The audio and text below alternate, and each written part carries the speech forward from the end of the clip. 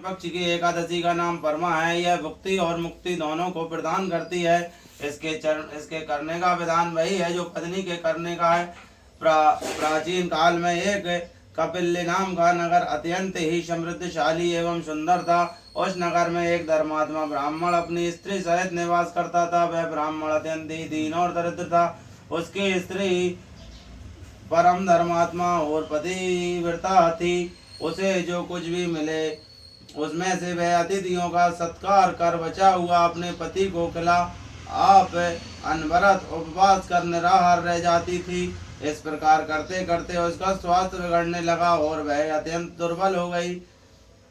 यह देख ब्राह्मण बड़ा दुखी होकर अपने को ही कोसने लगा कि जब मैं स्त्री का भरण पोषण नहीं कर सकता तो मुझे विवाह ही नहीं करना था।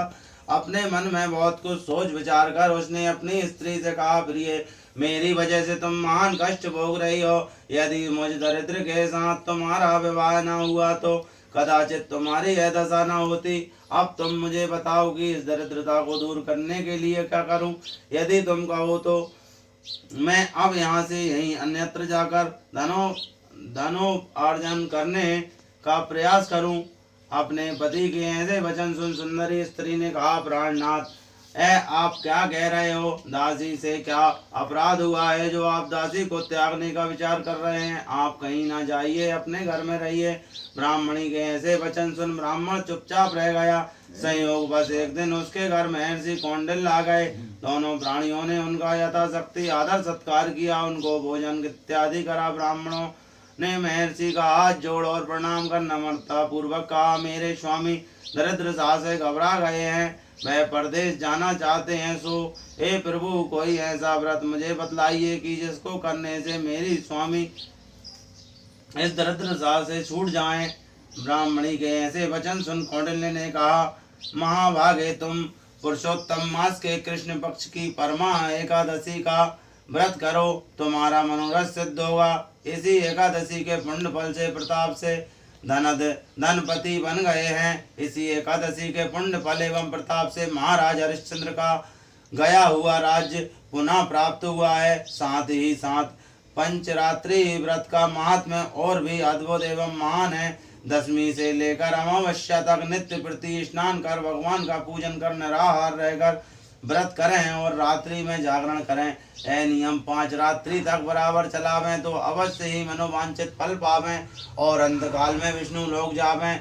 और यदि 5 रात्रि तक केवल एक बार संध्या भजन समय भोजन करें तो महान फल हो। विद्वान ब्राह्मण को तिल पात्र दान करने से पात्र में जितने तिल होते हैं उतने वर्ष पर्यंत स्वर्ग सुख भोग करने का फल प्राप्त होता है।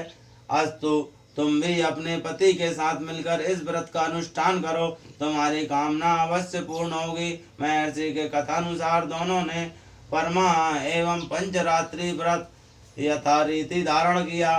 पंचरात्रि होकर जिस समय प्रभात हुई और वे दोनों लोग व्रत का पालन कर चुके, उसी वक्त उनके पास एक राजकुमार उपस्थित हुआ और उन्हें राज सम्मान के साथ ही साथ सुंदर सामग्रियों से भरे उत्तम भवन एवं अतुल धन राशि तथा जागीर प्रदान किया। पंचरात्रि व्रत के प्रताप से वह ब्राह्मण और ब्राह्मणी इस लोक में महान सुख और संपत्ति का भोग कर अंतकाल में विष्णु लोक को गए। भगवान कृष्ण बोले, राजन, जिसने परमा का व्रत कर लिया उसको पुष्कर, गंगा एवं अन्य तीर्थों की क्या आवश्यकता, गया जी के श्राद्ध करने की क्या जरूरत। ऐसा महान फल को परमा से करने से ही प्राप्त हो जाएंगे। जिस प्रकार द्विपदों में ब्राह्मण, चतुर्पदों में गाय और देवता में इंद्र श्रेष्ठ है, उसी प्रकार महीनों में मलमास श्रेष्ठ कहा गया है। इसके अंतर्गत 5 रात्रि और भी महापुण्यों को देने वाली है और उनसे भी अधिक पुण्यप्रद और अक्षय फल देने वाली पत्नी और परमा नाम की एकादशी है। क्योंकि 84 लाख योनियों के भ्रमण के बाद मनुष्य योनि में जन्म बड़े भाग्य से मिलता है, इसलिए बलपूर्वक सबको पुण्य संचित करना चाहिए।